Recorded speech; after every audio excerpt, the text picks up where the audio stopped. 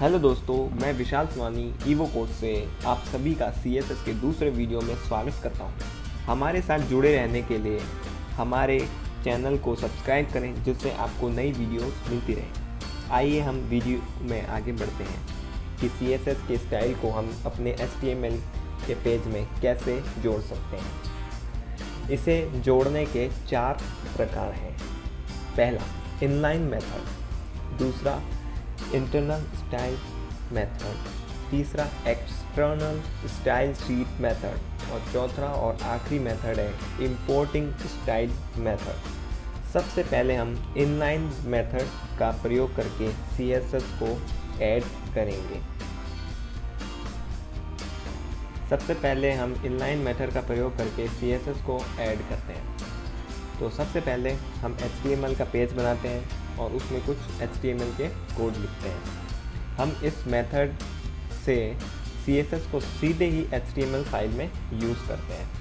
तो सबसे पहले हम बॉडी एलिमेंट में स्टाइल डालते हैं। स्टाइल एट्रीब्यूट के बाद इक्वल टू कोटेशन मार्क और फिर इसमें लिखते हैं background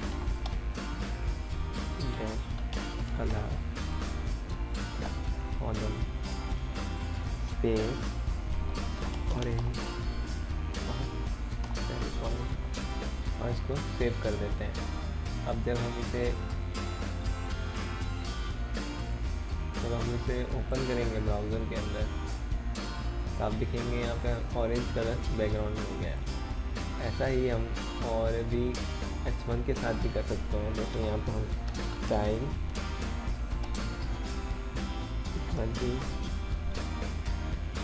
colour column space white और सेमी कॉलम। अब हम देखेंगे कि जब हम रिफ्रेश करते हैं तो हमारा जो H1 है वो वाइट हो गया। ऐसे ही हम पैराग्राफ के साथ भी कर सकते हैं। स्टाइल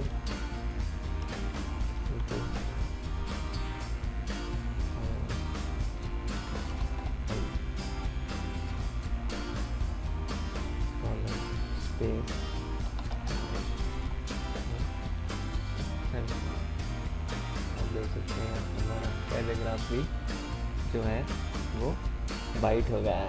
तो इसका हम यूज़ करके हम किसी सिंगल पेज या हमें ऐसा पेज बनाना है जो बहुत ही जल्दी जिस पे हमें काम करना है या जिस पे हमें स्टाइल करना है, या ये जो मेथड है वो आजकल डीबगिंग करने के काम आता है।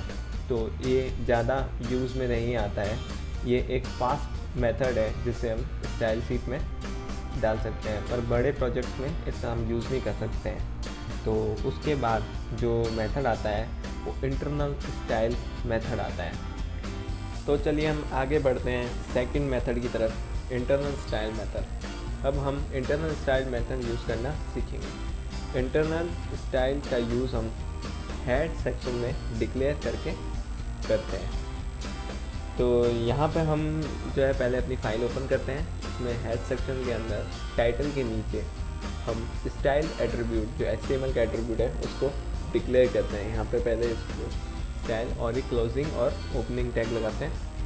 उसके बाद हम यहाँ पे CSS के रूल डिफाइन करेंगे। तो सबसे पहले हम H1 सेलेक्टर लेते हैं, हेडिंग को हम स्टाइल करेंगे। तो इसके अंदर हम जो है लेते हैं फ़ॉन्ट साइज़।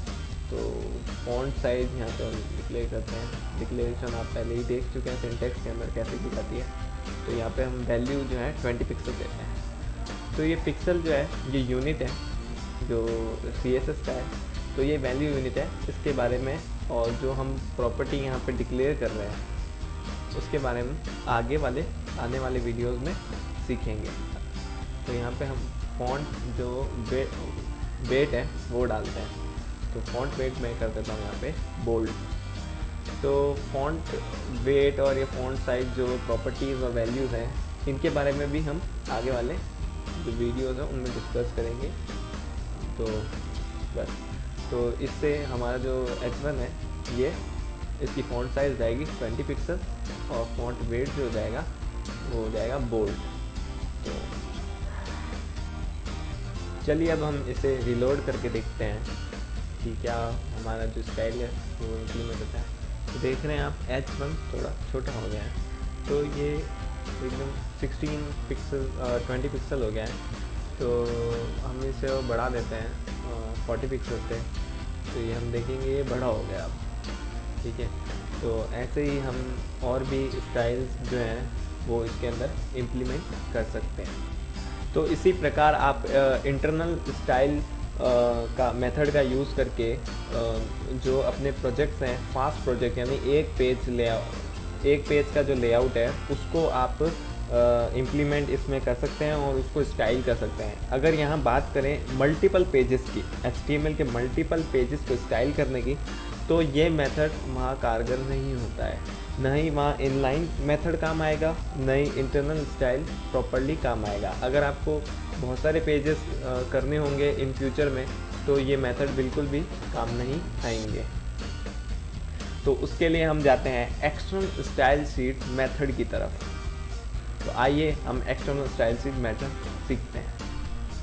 तो इसके लिए सबसे पहले तो हम जितने भी इनलाइन स्टाइल और जो इंटरनल स्टाइल मेथड है उसमें जो हमने स्टाइल डाली है वो रिमूव कर देते हैं।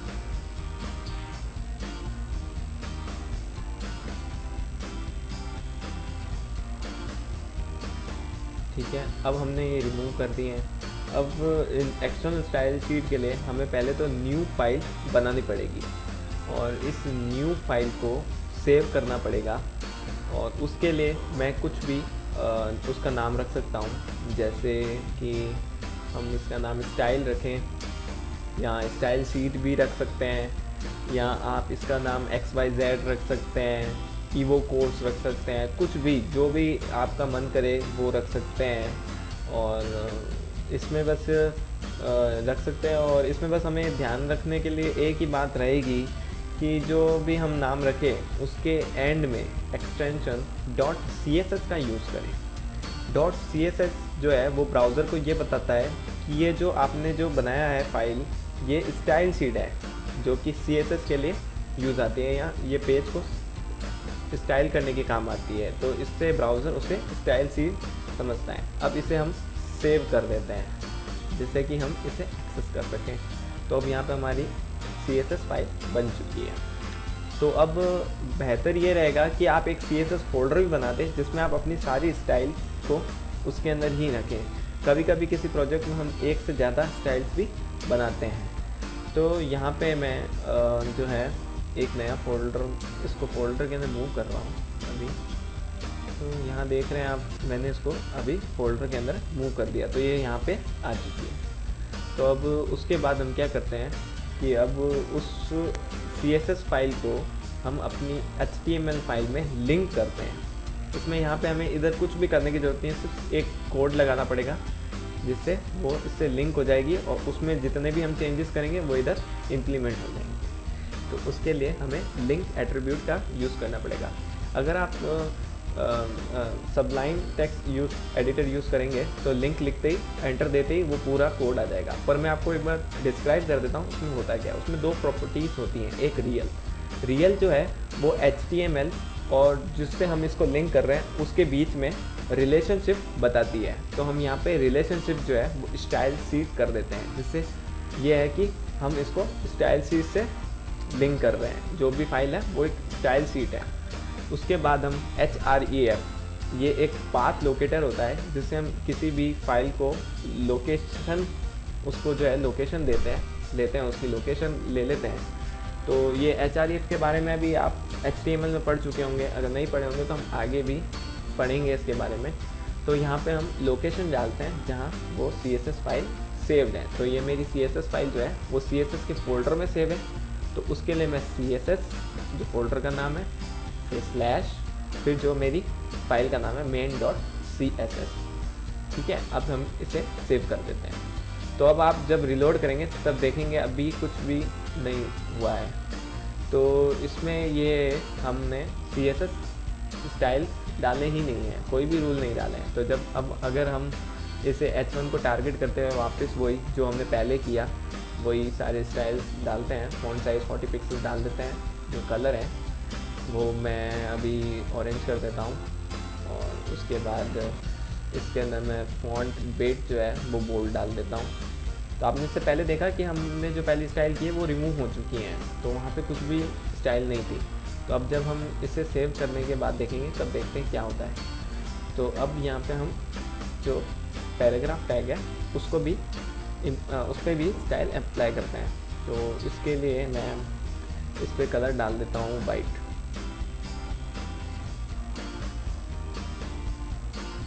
तो आगे आप देखिए मैं और भी कुछ कर देता हूँ आपके लिए, जिससे आपको और भी यूज टू हो जाए आपके। तो मैं बॉडी टैग में बैकग्राउंड, अब यहाँ पे मैंने बैकग्राउंड क्यों यूज़ किया, अब मैंने पहले बैकग्राउंड कलर यूज़ किया। तो बैकग्राउंड कलर और बैकग्राउंड सेम है। अगर आप बैकग्राउंड लिखेंगे और उस पर भी कुछ भी डालेंगे तब भी वही चीज़ होगी, कलर बैकग्राउंड का चेंज होगा, और ये डालेंगे तब भी ऐसा होगा। तो हम इसे सेव करके जो ग्रे कलर डाल दिया है मैंने, अब इसको जैसे रीलोड करेंगे पेज को तो ये देख रहे हैं बैकग्राउंड कलर ग्रे हो गया है, और जो H1 है ऑरेंज और 40 पिक्सल्स हो गया है, और जो हमारा पैराग्राफ टैग है वो भी वाइट हो गया है। तो ये एक बहुत ही आसान मेथड है जिससे हम अपनी जो HTML फाइल को स्टाइल या स्वरूप प्रदान कर सकते हैं।